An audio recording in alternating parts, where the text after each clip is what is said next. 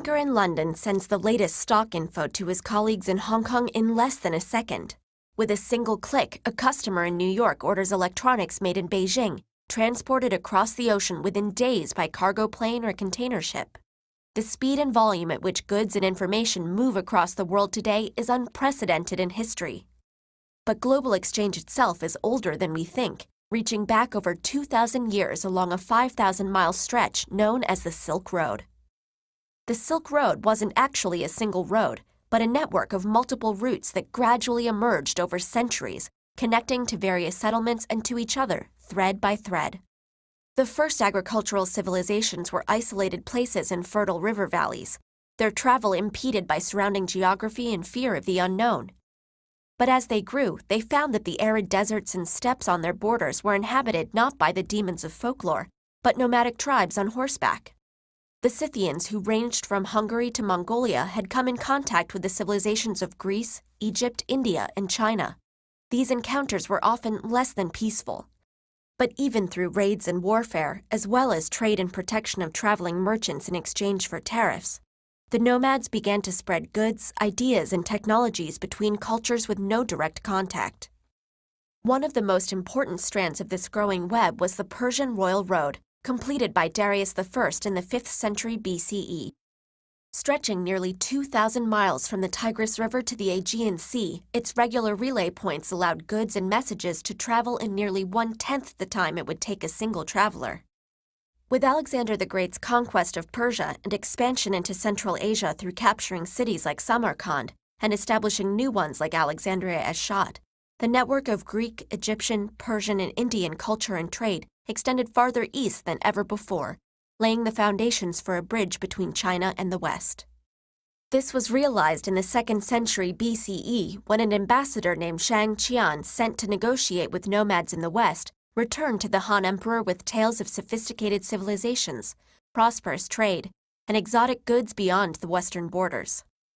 Ambassadors and merchants were sent towards Persia and India to trade silk and jade for horses and cotton, along with armies to secure their passage. Eastern and Western routes gradually linked together into an integrated system spanning Eurasia, enabling cultural and commercial exchange farther than ever before. Chinese goods made their way to Rome, causing an outflow of gold that led to a ban on silk, while Roman glassware was highly prized in China. Military expeditions in Central Asia also saw encounters between Chinese and Roman soldiers, possibly even transmitting crossbow technology to the Western world. Demand for exotic and foreign goods and the profits they brought kept the strands of the Silk Road intact, even as the Roman Empire disintegrated and Chinese dynasties rose and fell. Even Mongolian hordes, known for pillage and plunder, actively protected the trade routes rather than disrupting them. But along with commodities, these routes also enabled the movement of traditions, innovations, ideologies, and languages. Originating in India, Buddhism migrated to China and Japan to become the dominant religion there. Islam spread from the Arabian Peninsula into South Asia, blending with native beliefs and leading to new faiths like Sikhism. And gunpowder made its way from China to the Middle East, forging the futures of the Ottoman, Safavid, and Mughal empires.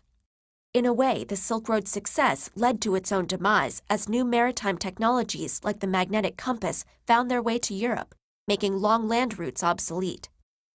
Meanwhile, the collapse of Mongol rule was followed by China's withdrawal from international trade. But even though the old routes and networks did not last, they had changed the world forever, and there was no going back. Europeans seeking new maritime routes to the riches they knew awaited in East Asia led to the age of exploration and expansion into Africa and the Americas. Today, global interconnectedness shapes our lives like never before. Canadian shoppers buy T-shirts made in Bangladesh. Japanese audiences watch British television shows, and Tunisians use American software to launch a revolution. The impact of globalization on culture and economy is indisputable, but whatever its benefits and drawbacks, it is far from a new phenomenon. And though the mountains, deserts, and oceans that once separated us are now circumvented through supersonic vehicles, cross-continental communication cables, and signals beamed through space rather than caravans traveling for months, none of it would have been possible without the pioneering cultures whose efforts created the Silk Road, history's first World Wide Web.